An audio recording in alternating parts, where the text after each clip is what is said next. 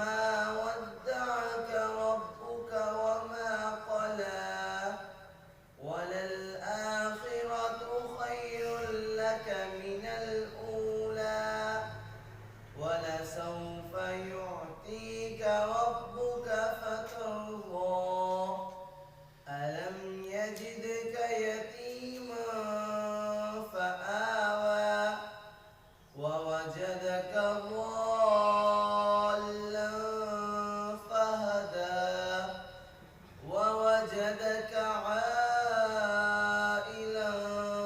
فأغنى فأما اليتيم فلا تقهر وأما السائل فلا تنهر وأما بنعمة ربك فحدث